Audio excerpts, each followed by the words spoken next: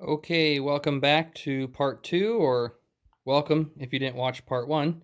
You should go do that if you didn't. Part two, we're going to do a little bit of a sound demo, and I try to remind people in all these that this is not a representation of what these actually sound like. It's really more just for fun because it's pretty much well, not pretty much, it is impossible to demo a speaker through YouTube. It's just not going to happen. Um, doesn't matter if you have the best microphones, whatever. You're hearing the speakers, like in this case, you're hearing these speakers in my space with my equipment. There's so many factors. So when you listen to speakers through YouTube, unless you're going to have the same room, the same everything as the other person, they're probably not going to sound the same in your room and, with your amplifier and your whatever source of audio, be it CD or, streaming, etc. And then on top of all that, my ears are different than yours. You hear things different than me. I hear things different from you, and on and on and on. So it's more just an exercise for fun. All I can do is relate to you a bit of what I'm hearing, because even things like warmth and crisps and all these little audiophile words, sometimes they're valid, but then again, it really only matters if you hear things the same way as the next person, and what sounds warm to one person might just sound muddy to you. You don't know. So that's kind of where audio always goes back to, kind of just always strive towards something that you think really sounds good.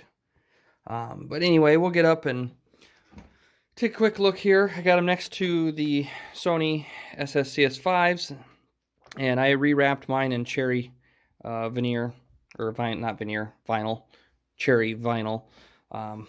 Huge improvement. I think they look so much better. But anyway, it's more to show the size difference. As you can see, the Sonys are probably about an inch taller, half inch to an inch wider, and excuse my shadow, a little bit deeper. They're kind of just big, a little bit bigger in every dimension. But the main reason I'm comparing these two is because they both share a 5-inch or 5.25-inch driver. The Sony I know is a 5.12 inch. This is a 5.25, but both have 1-inch dome tweeters. This one has a super tweeter. So technically this is a three-way, but from the crossover specs I see, I don't really know. I mean, the super tweeter is helping. We're not going to go there. We're just not going to go there. These are the two most comparable speakers that I have right now because of the size of the woofer. Normally, these both run about $150. Oftentimes, the Sonys are much cheaper. I got mine on sale for $73 new. I've seen them at 100. I've seen them at 120. I've seen them at 90. They seem to jump around in price a lot. So if you look at them and they're 150, if you're not in a hurry, just wait and keep checking a bunch of different sites, and they seem to go on sale quite often. Otherwise, just look for a used set on eBay. These, seems like everywhere I check, these like to stick to right about 150. I got mine for 120 open box or used on Amazon, but it seems like everywhere else these really stick around 150, and we're going to get back to that 150. Oh, and then I do this on a lot of my speakers. I always flip the terminals over. I don't like the banana plugs pointing up and then having the wires kind of loop and hang down. It just makes more sense. The wires come from the ground. The banana or the binding post should just point at the ground. Unless you got really loose, worn out banana plugs, these should be nice and sturdy in there. They should not have any chance of vibrating out. So, yeah, a lot of these terminal cups that are nice and square, a lot of times you can just unscrew them and flip them over and screw them back in. I did the same thing on the Pioneer BS22s. The Sonys, it's not an issue because they go straight in the back. But let me get this set up, and we're going to do a sound demo on the Cerwin Vega SL-5Ms first. Run through a couple of my copyright-free songs that I always use, and then we'll switch over and we'll do an A/B against the Sony SSCS5s. Now, the way I do all these sound demos, I try to keep it the same. Like even the volume on the Marantz SR4021, if anyone's wondering, that's the stereo receiver I use. Excellent stereo receiver. You usually can find them for like 100 to 150 bucks on eBay. Anyway, I use this because it has an AB. And I keep the volume the same. It's usually 30. And when I switch back and forth between the speakers, you know, that way you can tell the difference. Because I've had a couple comments of people saying that, well, when the something like the Mica RB42s that are much lower sensitivity, when you switch to those, you need to turn the volume up. Otherwise, it's not a fair test. And that's no. A speaker's efficiency in my mind, is a perk. It's a pro. So if one speaker is more efficient than another, that's a good thing. It means you need less power to get the desirable volume you want, or just in general less power, less money. You don't need an amplifier with as many watts, etc. And something like the Mica RB42 at 83 decibel sensitivity, that's quite low. Yes, you can still get them pretty loud with a typical 100-watt receiver or stereo or something, but putting them next to something like the Sony's or another speaker that's got a much better efficiency, you can get the same volume with much less power, and the amplifier doesn't have to work as hard. Everything's just more efficient. So in my mind, efficiency is a perk. And in this case, the Cerwin Vegas are 85 decibel per 1 watt at 1 meter at 8 ohms, and the Sony's are, I believe, 87 decibel 1 watt 1 meter at 6 ohms. So I've already listened to them. The Sony's are louder. You're going to definitely notice the Sony's are louder. They're not only louder. But again, like I said, it's a good thing. You're getting more volume for your money. So, and like these, if you want to skip through the sound demo part, whatever, I don't really care. Here we go.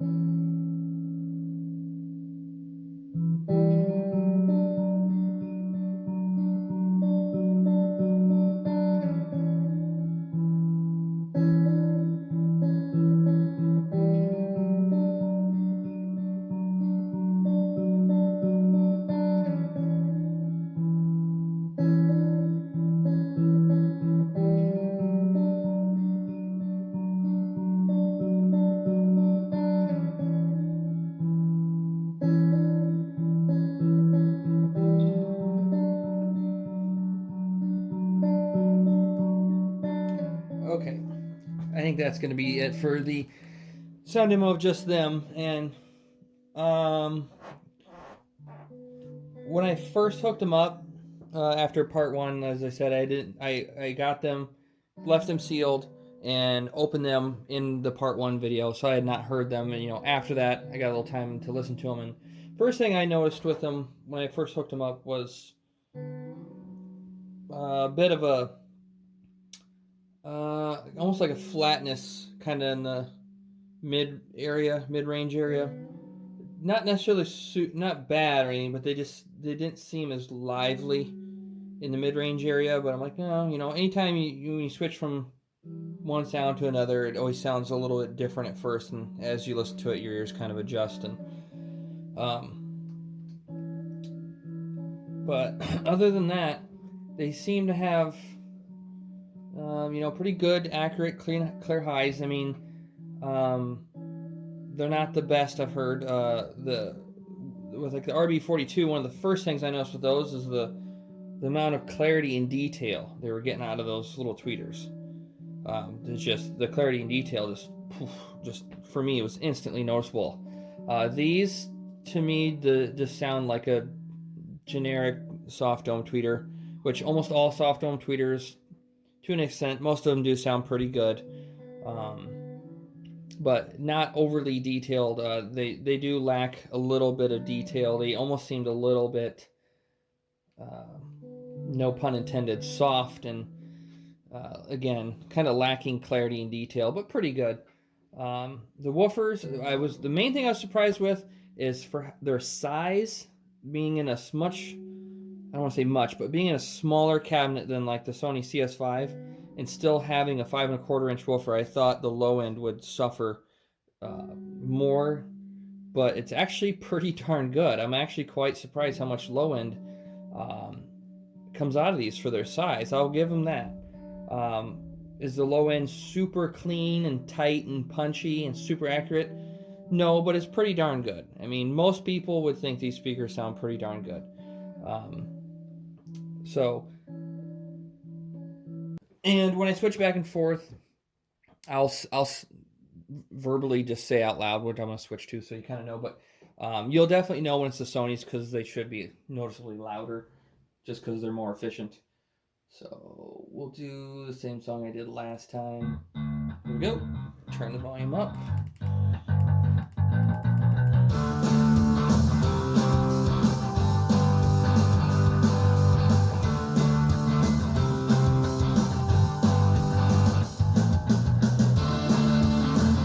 I'm going to switch to the Sony.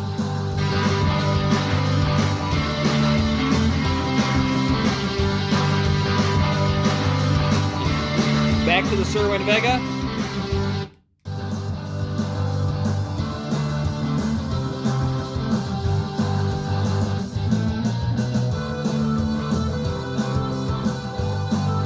Back to the Sony.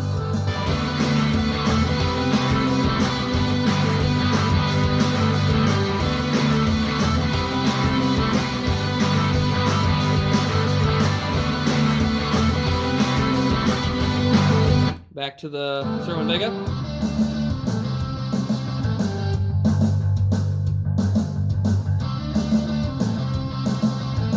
Sony.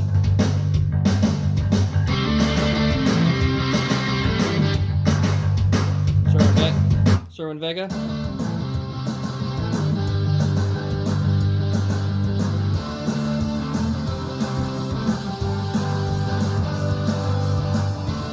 Sony.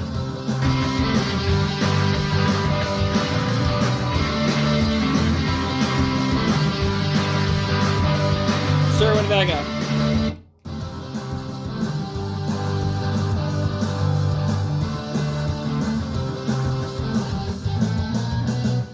Okay, I had to go grab a Blue Moon.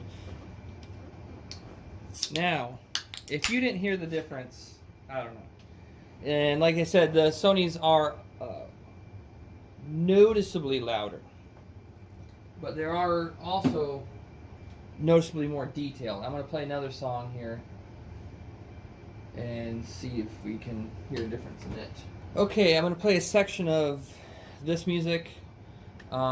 It's I don't know if you guys can see that. I'll go up here. You guys probably can't see that very well with the lights, but it's a family member that has his own YouTube channel. He does a lot of music stuff. His channel is called Javyon, Javyon, if you want to check it out. But he has this acoustic live looping demo he does that's got some really good acoustic guitar in it. So I'm going to play a section of this and switch back and forth between the Cerwin Vega and the Sonys, and we'll see what we can hear.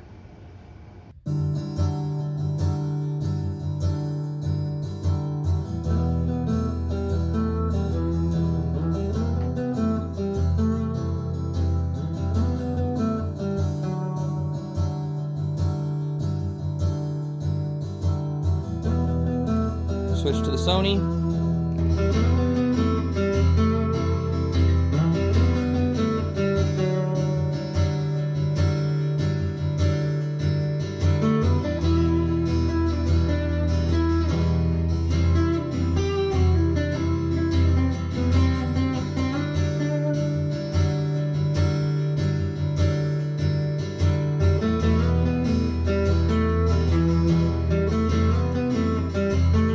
Back to the Cerwin Vega.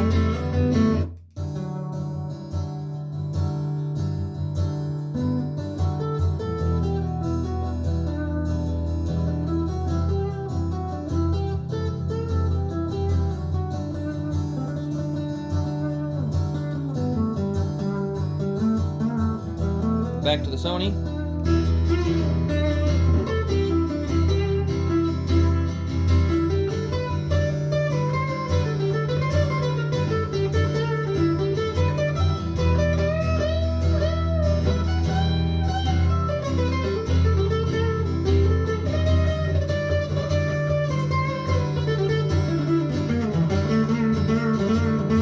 Back to the Cerwin Vega.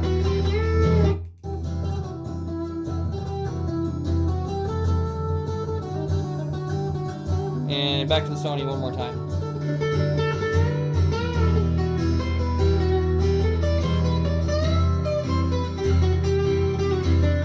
And back to Cerwin Vega. I think at this point you guys got it. So we're going to pause this. Now, until I did this demonstration, it was, and the reason I do these now, well, other than I kind of can, it was the same thing. I mean, with the Mica RB42, it was very noticeable off the bat that they had the low sensitivity. They were pretty quiet. You had to turn like I use this receiver enough.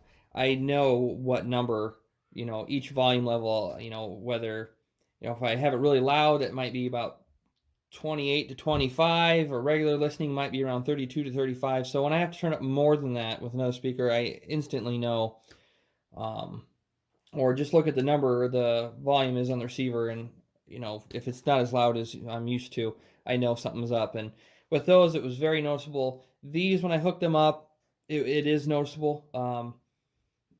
Where with my speakers and the Sonys, usually around 28 to 25 is about as loud as I'll go. With the Cerwin Vegas, to get the same volume, I'm pushing my volume number up to 20, 18 to get the same amount of volume. And they take it.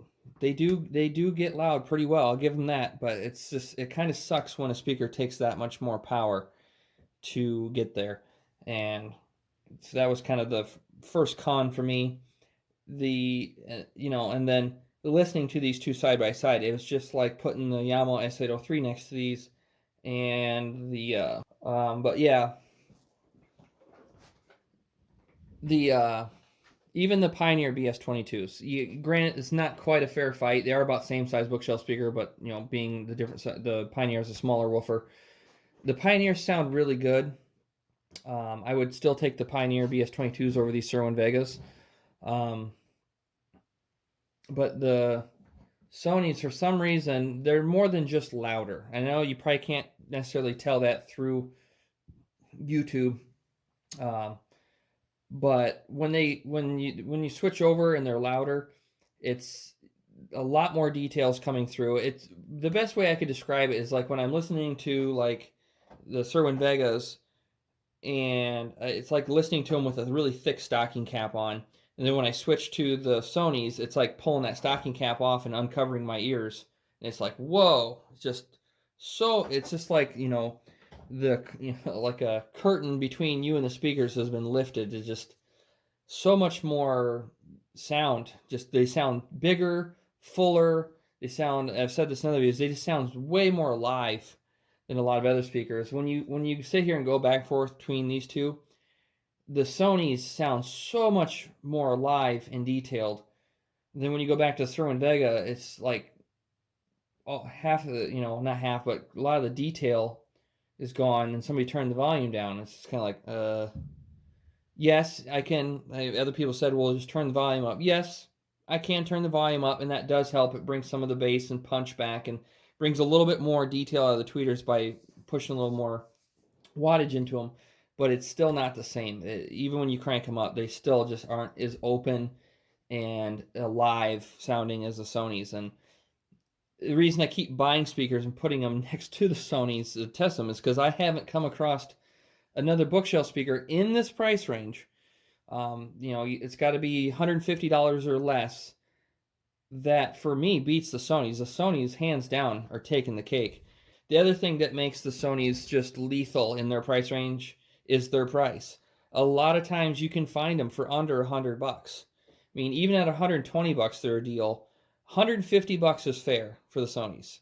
$150 for the Cerwin Vegas is not fair. I wouldn't pay more than probably $100 or $120 for them. And even that's pushing it, because there's other bookshelf speakers out there like the Pioneer BS22s, and even I haven't tested them yet, but like the Fluence SX6s sometimes get down around there. I don't know exactly where their price is right now, but all I can say, Cerwin Vega, if anyone at Cerwin Vega sees this or cares, $150 for the SL-5Ms is too much. It's too steep. You need to get the price down to where about 120, and then I'd like to see them around 100 on sale time to time. Unless you're just an absolute Cerwin Vega fanboy or fan, fine. You will like them because, like I said with the Yamaha S803s, unless you put them right next to another speaker, you're not gonna know the difference. I took these out of the box, hooked them up, listened to them for days, and I thought they sounded great. I'm like, these are actually pretty darn good little bookshelf speakers. I'm like, wow, I might actually keep these or find a use for them because they're pretty compact. I could probably even squeeze them in on my desk. And then I put them next to the Sonys, and now I'm just kind of like, oh, I don't know now.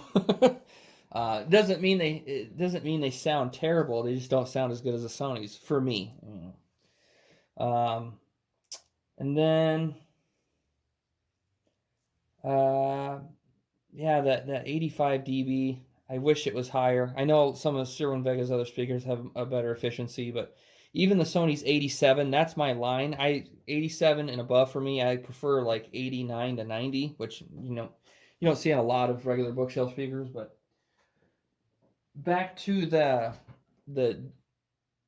how do I put it? The dullness in the mid treble range. I don't like doing this a lot, but as you can see over there, I have a measurement mic and I have Rue, blah, blah, blah. I don't like measuring and comparing speakers by their measurements, because people see these frequency response graphs and then they instantly make assumptions. And sometimes, to an extent, this graph will represent, possibly if a speaker is going to sound bad or good, but not always. It's kind of like when you look at an amplifier online, just because it has some really good of certain specs, it's an indicator that it might be a really good sounding amp, but it's not a guarantee, and vice versa. With audio, numbers isn't always everything. Sometimes it can explain things. I don't want to get into it too much, but I'm going to show you this graph of the SL-5Ms because it explains that what I'm hearing or what I noticed in the mid-range. Get you up here closer. Okay, this should be good enough.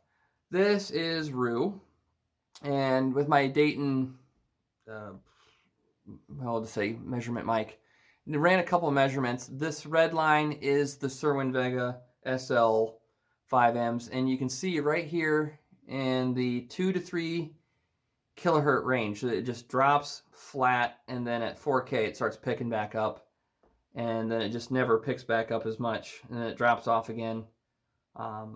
This is probably why the high end is sounding a bit soft. I mean, this isn't a perfect measurement, but it shows here that with I got a factory in my room, but even the woofer into the woofer is overpowering the tweeter here. I'm not sure. I could reverse the polarity on the tweeter, and this should flip, I think, but that still doesn't solve the problem, because you don't. This is a pretty big hole here in the response curve. I think if you flip the polarity, this just goes the other way, and I don't really want that big. Either way, it doesn't solve the issue. So something like this, I tested both of them. They both measure pretty much exactly the same. So I don't know what Cerwin Vega is doing here with this. For a better example, I also measured the Pioneer BS22s, and they have a much better, much better response. The bass being a little high like this could be due to my room. I did measure these 1 foot away to reduce as much effective my listening room as possible, but I didn't want to get any closer than 1 foot, so this is a measurement at 1 foot. If I backed it off even more to 3 feet, then I got even more feedback or response from the room. But you can see here the Pioneers have a much better response. And then the Sonys are right here in green, and they have a pretty good response, pretty flat. Like again, if I were to do this outside, the low end might come down a little bit. I'm assuming it's just a little high because of my room. That's with a bunch of acoustic treatment. If this was like an empty living room, it'd probably be worse. And then the pink line is a set of speakers I built. My Devi 6.5s I built 10, 11 years ago. Excuse me. And in the 2 to 3 kilohertz, they're crossed over around, if I remember it, around 2000 or 2500. I kind of left it spanned out because I wanted a little bit of a dip in that area, because human ears are most sensitive, I think, around 2 to 4K, maybe even 5K. So our ears are more sensitive to frequencies in that range. So sometimes, whether you're using EQ or manufacturers will kind of reduce that section to kind of make it seem more pleasing to human ears. But this just total drop off, this hole right here at it's like right from 2 to 3K perfectly almost, or 2 to 3.5K. Not exactly sure what's going on there. Probably the only way to fix it would be to rebuild the crossovers. I might do that just to see if I can get rid of it. I can pull the drivers out, hook them to my Dayton DATS V3 speaker tester. If I can get measurements on them, I can run them through Basebox Pro and Xover Pro and rebuild, well, not Basebox Pro, but just Xover Pro, and redesign some crossovers for them, but I probably won't be able to get to it right away. So maybe that'll be a future video of fixing the crossovers in these, and that could bring out some of that detail. A lot of that detail that I'm not hearing could very well be because of this, because as you can see, the Sony and a lot of these other speakers, much better response in that upper range. So anyway, can I recommend these Cerwin Vegas at $150? No. 100 to $120? Yes. If you really want Cerwin Vegas, you like the red surround, and in these, even the red dome tweeter, I'll admit they look pretty cool. It's not my feng shui exactly, but they look pretty cool. But if you don't really care, if you're not a fanboy, I'm not a fanboy. I don't really care what brand's what. I judge companies based on how well they do with each product. Just because a company makes one line of something that's really great doesn't make me a fanboy. It's just one product to the next. I have no allegiance really to any brand.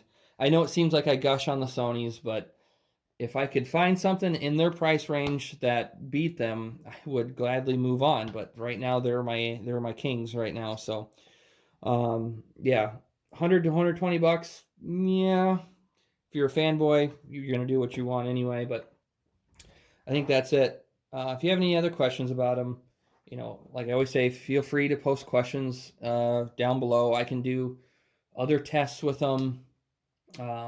If you want the measurements from the drivers, I can try and get them and list them. And if you want to redo the crossover yourself, hey, more power to you. But other than that, I think that's going to be it for this one. I hope you guys enjoyed the video. Please like and subscribe. Maybe even hit the little ring bell if you want to know when I upload new videos. You know, all those YouTube stuff. So, all right, good night, guys. Thanks for watching and listening.